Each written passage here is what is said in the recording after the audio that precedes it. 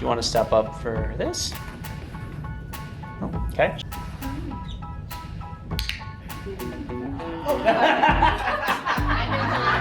Charlie, what's a chicken say?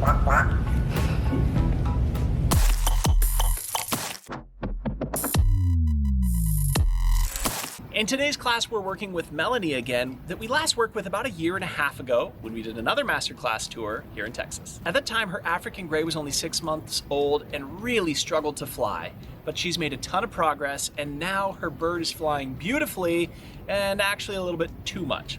The problem she was having is that when she would turn her back, Charlie would fly to her shoulder, she would put her feet in her hair, she'd swing around and end up being a little bit aggressive. When we're dealing, we talked about yesterday a little bit, when we have unwanted behaviors, the best solution is to stop or change something right before that unwanted behavior. And since I can picture what you're describing with Cressy when she was younger, and how it was almost like a playful response more so than aggressive, and by avoiding that, you're keeping her from getting super heightened, and we can kind of control what that outcome looks like a little better by avoiding that unwanted behavior. Not to say we can't work on the back, but I think as far as like measurable results would be for us to focus on what do we need to change to make it so she's less likely to want to fly to your shoulder. And then, did you bring a hair tie today by chance? Didn't? Okay. I think we have a claw or something tomorrow, right? Hair tie. Yeah. Okay, cool. We'll be set there. So that was the other thing, is like, let's put your hair back. So if she ends up on your shoulder, we're less likely to have that event happen, right? It's all about avoiding the unwanted behavior initially. The solution to this is to avoid the unwanted behavior. So maybe don't turn your back and don't let the bird fly to your shoulder. Or if once the bird's on your shoulder, she's getting into her hair, try putting her hair up or shave her head. Oh my gosh, are you kidding me right now?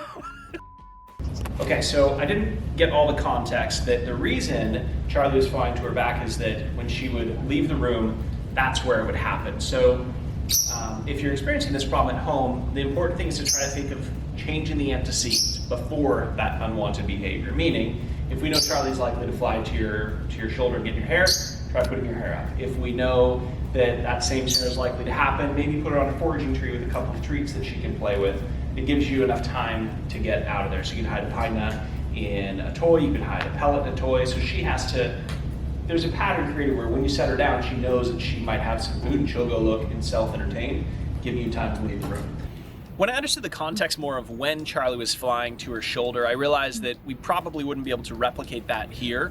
And so we started working on what she really wanted to work on from the beginning, and that is getting her bird to go onto her back. So I think what we'll do is we'll switch the plan to where we'll take small approximations, starting with just your hand on her back, and then I'll do some clicking for you, and every time you hear me click, we'll have you give a treat. Something that I'm noticing is that if she knows there's more than one treat, she's going for all of them. Yes, she does. And so we talk about being honest with your bird. So if she does a good behavior and she sees you've got $1,000 worth of treats in your hand, but she's only allowed $100, that can build frustration. And so what we want to do is either use a treat pouch or put the treats on a table that's behind you so you can reach back and grab a treat just one at a time, so she doesn't have this misconception of thinking like, cool, I get all those, and then like, what the heck, I only get one? Okay. During the first part of this process, I wanted to make sure that we were clicking and reinforcing for once Charlie would relax. And the way I could see that from not actually me holding her, but watching this process take place, was the moment that Charlie would kind of freeze up and she was a little bit tense. I didn't want to reinforce or capture that with a clicker. So I was looking for her to relax and look away at something. That was the moment that I would click. So in other words, I was looking at increasing the approximation of the duration of time that the bird was on her back. However, we had to shift once we were able to establish that Charlie would relax. We found that she didn't want to be pushed that far. And so we had to change to just clicking for allowing the touch, and then allowing a little bit of tilting back, and then a little bit of further tilting back. And we changed that criteria from the duration that she was not fully on her back, but the duration that she was here, to just let's get her there, click and reward, because we're no longer fighting that kind of fear that she initially had, because we had already trained that out. So some tips that I would give if you're trying to work on this is to start with really small steps. It's really common to want to get to this point first, but by that spot, you've already blown out the bird's trust. So when we ended up having a struggle point, we went back to the basics. Anytime you're experiencing a failure, you push too far too fast, go back to where it was last going well, and slowly rebuild it from there. We say this time and time again, especially with our free flight students, but it applies a lot here in the masterclass. The process that we went back to was simply holding on to Charlie and gently touching her back and clicking, and then touching her back, giving her a slight turn and clicking. And then just small approximations of being able to get her to move from just standing with a little bit of pressure on her back to moving a little bit, moving a little further, moving a little bit further, but being careful not to move so far that she would panic.